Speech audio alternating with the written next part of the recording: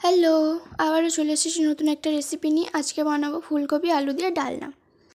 এখানে লাগবে বেসিক কিছু মশলা, যেগুলো ঘরে সবসময় থেকেই থাকে।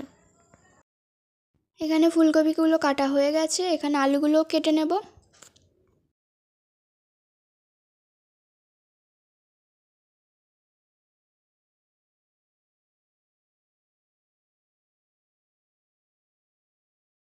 দেখছো, ফুলকপি আলু এইভাবে কেটে নিয়েছি। এবার ফুলকপিটাকে একটুখানি ভাপিয়ে নেব।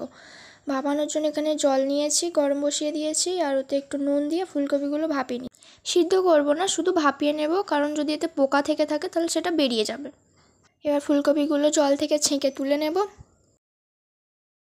এবার কড়াই বসিয়ে দিয়েছি, কড়াইয়ে তেল দিয়ে সামান্য একটু নুন দিয়ে আলুগুলো ভেজে নেব লাল লাল করে। আলু ভাজা হয়ে গেছে। এবার এই তেলের মধ্যেই ফুলকপিগুলো ভেজে নেব। ফুলকপির ওপরে একটু সামান্য নুন, সামান্য হলুদ দিয়ে ভালো করে নাড়িয়ে চাড়িয়ে ভেজে নেব। যতক্ষণ ফুলকপিটা ভাজা হচ্ছে, চলো আমরা মশলাটা করে নিই। মশলা করার জন্য এখানে আমি আদা, গোটা জিরে, গোটা কাঁচা লঙ্কা নিয়েছি। এখানে মশলা হয়ে গেছে। এবার মশলার মধ্যে কিছু ওই নুন হলুদ এগুলো যেগুলো দিতেই হয়, এগুলো দিয়ে দেব। তো কস্তুরি মেথি 1 চা চামচ, গুঁড়ো লঙ্কা 1 চা চামচ, হলুদ আর কয়েক দানা চিনি দিয়ে জল দিয়ে ভালো করে গুলিয়ে রেখেছি। ততক্ষণ আমাদের এদিকে ফুলকপিটা ভাজা হয়ে গেছে। এবার ওটা তুলে নেব। এবার সেই কড়াইয়ের মধ্যে সর্ষের তেল দিয়েছি। এবার এতে ফোড়নের জন্য দেবো 5 ফোড়ন, গোটা তেজপাতা আর গোটা শুকনো লঙ্কা। এটা ভাজা হয়ে এসছে। এর মধ্যে দিয়ে দেবো কেটে রাখা টমেটো। টমেটোর ওপরে একটু নুন দিয়ে দেবো যাতে তাড়াতাড়ি গলে যায়। আর এখানে কিন্তু স্বাদ মতো লবণই ব্যবহার করবে, কারণ মশলাতে আমরা কোনো রকম নুন দিইনি।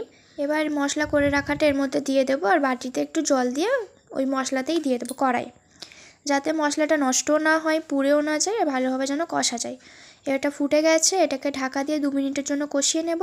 এইদিকে মশলা থেকে তেল ছেড়ে যেতেই এখানে দিয়ে দিয়েছি ভেজে রাখা ফুলকপি আর আলু। তো এটাকে এবার 2 মিনিটের জন্য ঢাকা দিয়ে কষিয়ে নেব। এই যে ঢাকা খুলতে কষানো হয়ে গেছে, এর মধ্যে দিয়ে দেবো উষ্ণ গরম জল। জল খুব একটা দিতে লাগবে না, কারণ ভাজা আর কষার সময় তো আলু আর ফুলকপি তোমার 60% সিদ্ধ হয়ে গেছে।